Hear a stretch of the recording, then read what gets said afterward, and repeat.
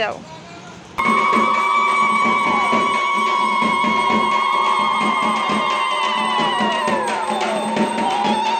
নমস্কার বন্ধুরা, কেমন আছো তোমরা সকলে? আশা করছি সবাই ভালো আছো। নতুন একটা ভিডিও নিয়ে চলে আসলাম আবারও।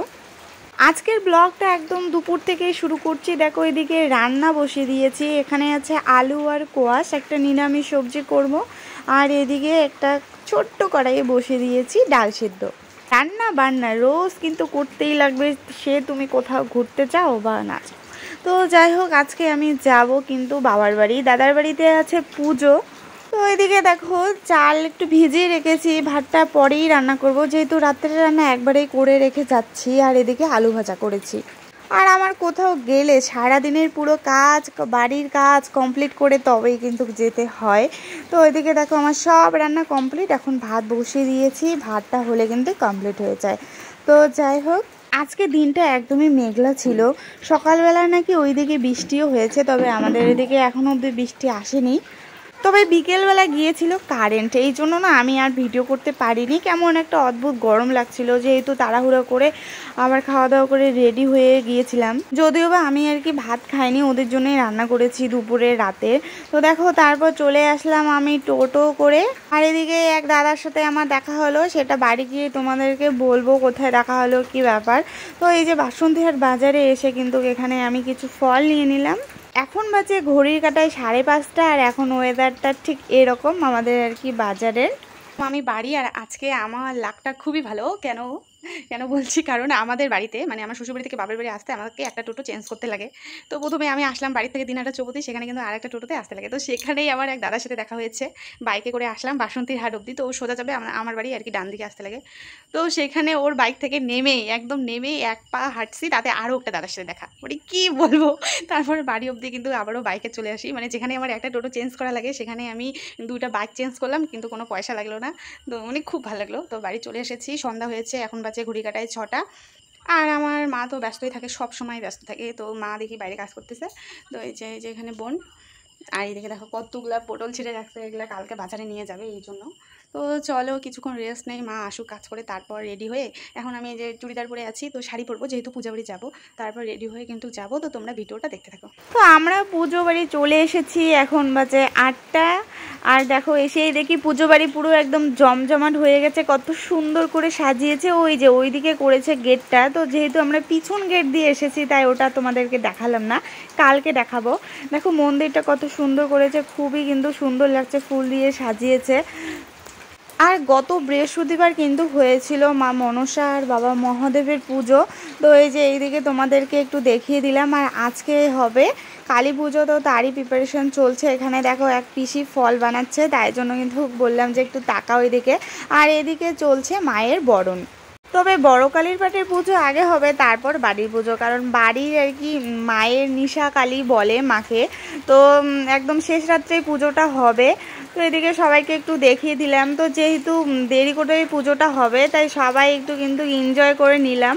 আর আমরা যেহেতু পুজো মানে মায়ের পুজো মানে মায়ের বিয়ের মতোই ভাবি, তাই জন্য কিন্তু অনেক আনন্দ করি। তো চলো তোমাদের সাথে একটু নাচ শেয়ার করি।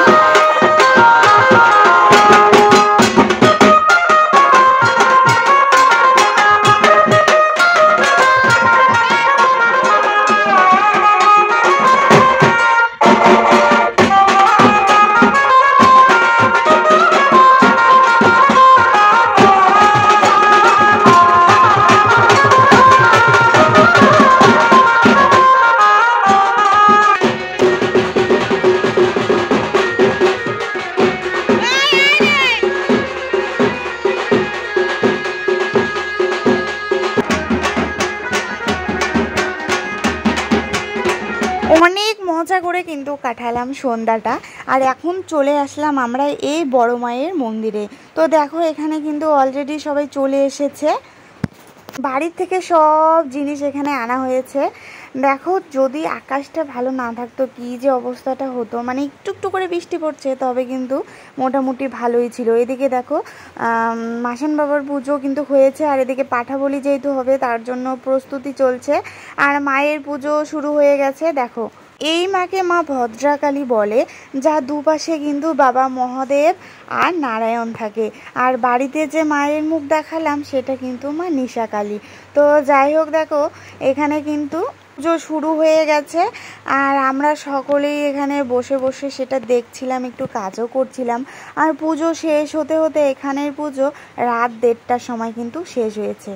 তারপর আবার সব জিনিস বাড়িতে নিয়ে গিয়ে কিন্তু বাড়ির পুজো শুরু হয়েছে। তো এদিকে দেখো সবাই একটু করে আর কি ধূপ লাগাচ্ছে মায়ের চরণে। আজকের পুজোতে সব দিদিরা হয়তো আসতে পারেনি, কেননা কালকে যেহেতু প্রসাদ খাওয়া দাওয়া আর কালী পুজো রাত্রেই হয়, তাই জন্য কিন্তু কালকেই সবাই আসবে। তবে আমার আর কি মায়ের কাছে একটা আর্জি ছিল, তাই জন্য কিন্তু আমি আজকেই চলে এসেছি। আর এখানে আসলে আমার অদ্ভুত একটা শান্তি লাগে, তাই জন্য শ্বশুরবাড়ির সব কাজ কমপ্লিট করে বাধা বিঘ্ন কাটিয়ে কিন্তু আমি আজকেই চলে এসেছি। তবে বর্মশাই আর কি কালকে আসবে। তো চলো তোমরা একটু দেখো, এখানে মায়ের দর্শন করো।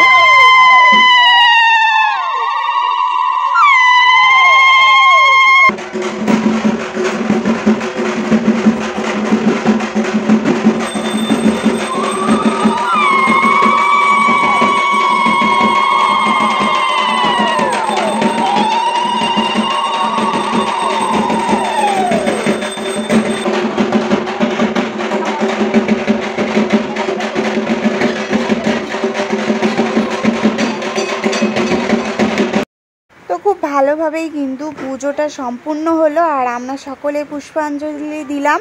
আর এদিকে মায়ের পাঠা বলিও কিন্তু হয়েছে, দেখো রক্তের এখানে কিন্তু ফোঁটা দিয়েছি সকলে মিলে। তো যাই হোক, এখন আমরা আর কি সবাই সব গুছিয়ে বাড়ি চলে যাব, কারণ বাড়িতেও মা অপেক্ষা করছে সবার জন্য। তো চলো আজকের ভিডিওটা এখানে এন্ড করছি, দেখা হবে আরও একটা ব্লগে।